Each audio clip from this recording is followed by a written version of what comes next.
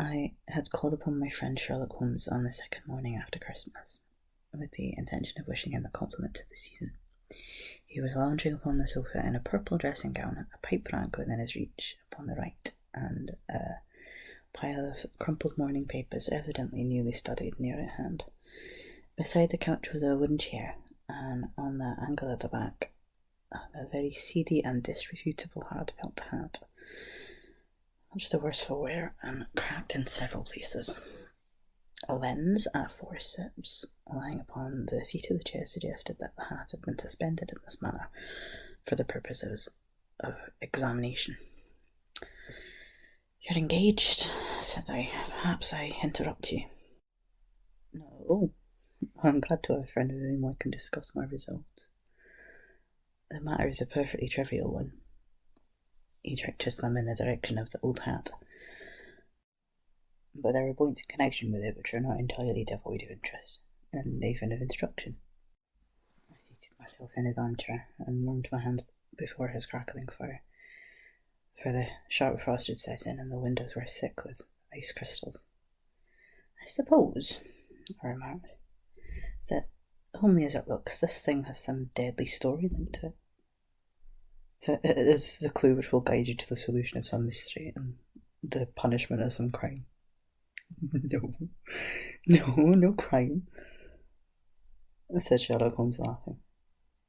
"Only one of those whimsical little incidents which will happen when you have 4 million human beings all jostling each other within the space of a few square miles.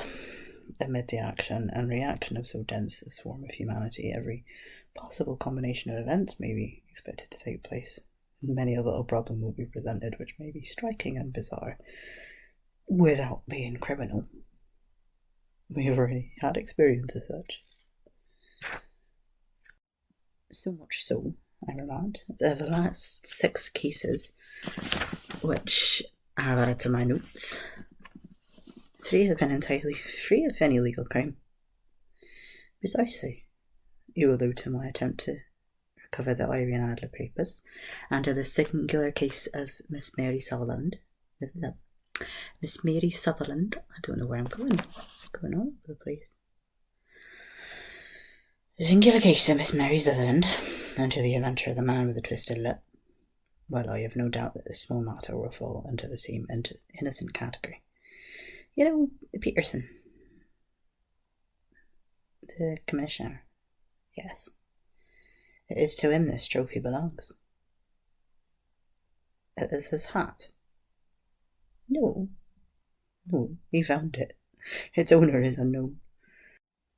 I beg that you will look upon it not as a battered billycock, but as an intellectual problem. And first, as to how it came here. It arrived upon Christmas morning, accompanied with a good fat goose, which is, I have no doubt, roasting at this moment in front of Peterson's fire. The facts are these. About 4 o'clock on Christmas morning, Peterson, who you know is a very honest fellow, was returning from some small jollification and was making him up his way home towards Tottenham Court Road. In front of him he saw in the gaslight a tallish man, walking with a slight stagger and carrying a white goose slung over his shoulder. As he reached the corner of Good Street, a row broke out between this stranger and a little knot of roughs. One of the latter knocked off the man's hat, on which he raised a stick to defend himself, and swinging it over his head, smashed the shop window behind him. Peterson had rushed forward to protect the stranger from his assailants, but the man shot at having broken the window and seeing an official-looking person in uniform hurrying towards him, dropped his goose, took to his heels, and vanished amid the labyrinth of small streets which lie at the back of Tottenham Court Road. The roughs had also fled the appearance of Peterson, so that he was left in possession of the field of battle, and also the spoils of victory, in the shape of this battered hat and a most unimpeachable Christmas goose, which surely he restored to their owner. My dear fellow, there lies the problem. It's true that, for Mrs. Henry Baker, was printed upon a small card which was tied to the bird's left leg, but also true that the initials HB are legible upon the lining of this hat, but as there are some thousands of bakers and some hundreds of Henry bakers in the city of ours, it's not easy to restore lost property to any one of them. What then did Peterson do? He brought round both hat and goose to me on Christmas morning, knowing that even the smallest of problems are interest to me. The goose we retained until this morning, when there were signs that, in spite of the slight frost, it would be well that it should be eaten without unnecessary delay.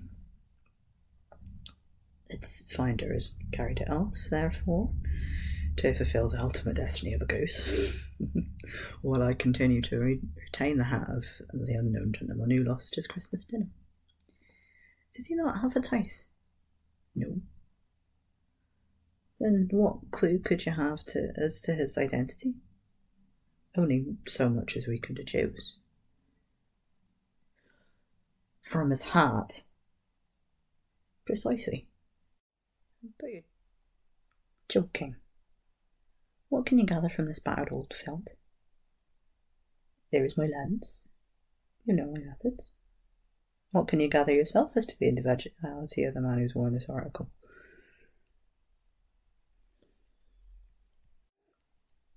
I took the tarred object in my hands and turned it over rather ruefully.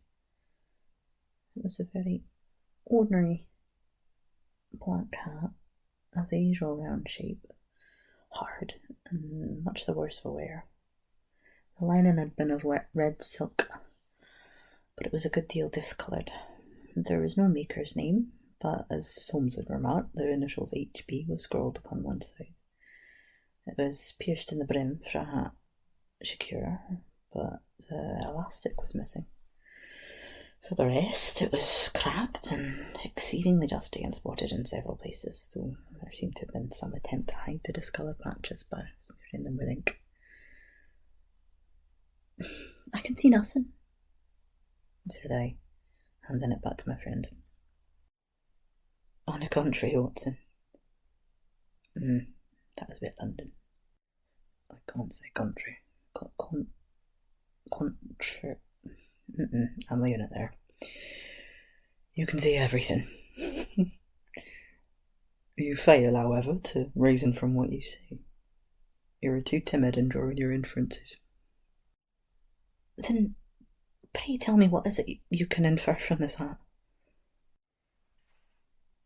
He picked it up and gazed at it in the peculiar introspective fashion which was characteristic of him. It is perhaps less suggestive than it might have been, he remarked. And yet there are a few inferences which are very distinct, and a few others which represent at least a strong balance of probability.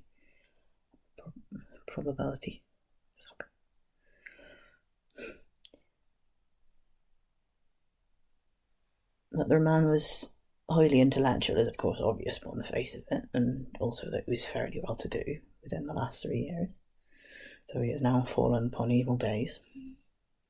He had foresight, but has less now than formerly, pointing to a moral retrogression which, taken with the decline of his fortune, seemed to indicate some evil influence, probably drink, a work upon him. This may account for the also obvious fact that his wife has ceased to love him. My dear Holmes. He has, however, retained some degree of self-respect. He continued disregarding my remonstrance. Another word I think I'll leave there. He's a man who leads a sedentary life, goes out little, is out of training entirely, is middle-aged, has grizzled hair, which he has cut within the last few days, and which he anoints with lime cream.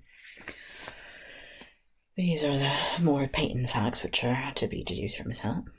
Also, by the way, it's extremely improbably as gas laid on at this house. You're certainly joking, Holmes. Not in the least. Possible that even now, when I give you these results, you are unable to see how they are obtained. I have no doubt that I'm very stupid, but I must confess that I'm unable to follow you. For example, how did you say this man was intellectual? For answer, Holmes clapped the hat upon his head. It came right over the forehead and settled upon the bridge of his nose. It is a question of cubic capacity. It's a question of cubic capacity, said he. A man with so large a brain must have something in it.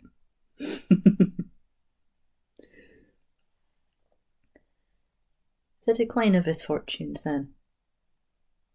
Is that he's 3 years old? These flat brims curled at the edge came in then. It was a hat of the very best quality. Oh, I'm getting confused now. It is a hat of the very best. Wrong, boys.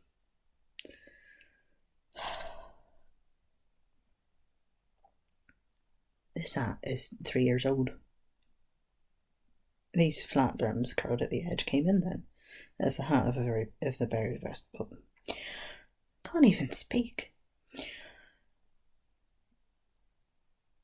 It is a hat of the very best. Again, it's so hard to get rid of Scotland once I've got it in my mouth. Look at the brand of rib silk and the accent lining. If this man could afford to buy so expensive a hat 3 years ago, and has had no hat since, then he's assuredly gone down in the world. Well, that's clear enough, certainly. Oof, where am I? But how about the foresight and the moral retrogression? Sherlock Holmes laughed. Here is the foresight, said he, putting his finger upon the little disc and loop and hat secure. They're never sold one hats. If this man ordered one, it is a sign of a certain amount of foresight, since he went out of his way to take this precaution against the wind. But since we see that he's broken the elastic and has not troubled to replace it, it's obvious that he has less foresight now than formerly, which is a distinct proof of a weakening nature. I'm going Scottish again. For the love of God. On the other hand, he has endeavoured to conceal some of these stains upon the felt by daubing them with ink, which is a sign he has not entirely lost his self-respect. Unlike me.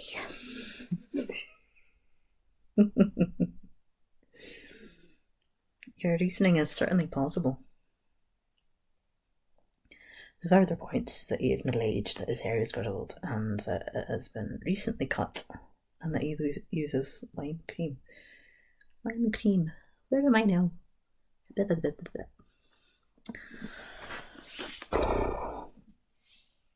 Like another couple of pages. Can I carry on, please?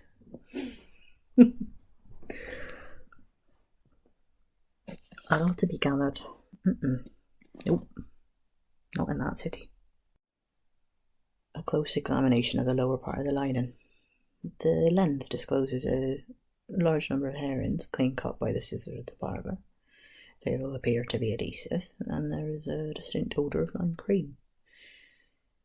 This dust, you would observe, is not the gritty grey dust of the street, but of the fluffy brown dust of a house, showing it's been hung up indoors most of the time, while the marks of moisture upon the inside are proof positive that the wearer perspired very freely, and could therefore hardly be in the best of training.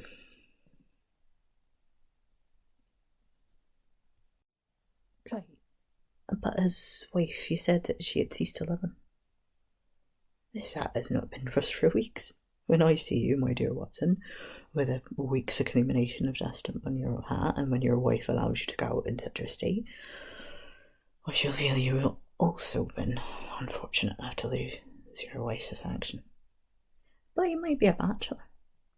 Nay.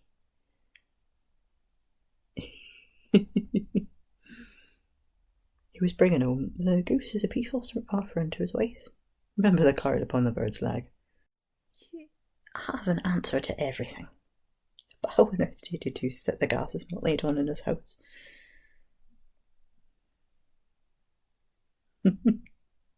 One tallow stain, or even two, might come by chance, but when I see no less than 5, I think there can be little doubt that the individual must be brought into frequent contact with burning tallow. Walks upstairs at night, probably with his hat in one hand and a guttering candle in the other. Anyhow, we never got any tallow stains from a gas jet. Are you satisfied? Well, it's very ingenious, said I, laughing. But since, as you said just now, there has been no crime committed and no harm done, save the loss of the goose, all this seems rather a waste of energy. Sherlock Holmes had opened his mouth to reply when the door flew open, and Peterson, the commissionaire, rushed into the apartment with flushed cheeks and the face of a man who was dazed with astonishment. "The goose, Mr. Holmes, the goose, sir," he gasped. Huh? What of it then? Has it returned to life and flapped off through the kitchen window?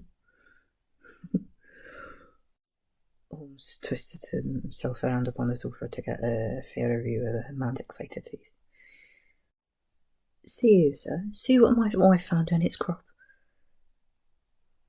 He held up his hand and displayed upon the centre of the palm a brilliantly scintillating blue stone, rather smaller than a bean in size, but of such purity and radiance that it twinkled like an electric point in the dark hollow of his hand. Sherlock Holmes sat up with a whistle.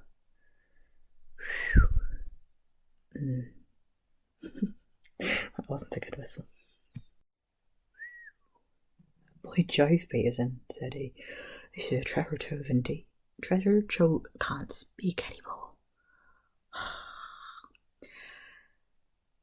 Such a treasure trove. I suppose you do know what you've got?" "A diamond, sir.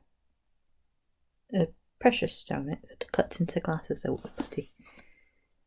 It's more than a precious stone, it is the precious stone." "Not the Countess of Morcar's Blue Carbuncle," I ejaculated. "Precisely so. I ought to know its size and shape, seeing as I've read the advertising about it in Times every day lately. It's absolutely unique, and its value can only be conjectured." Doing the wrong accent again. Maybe we'll leave it there for today.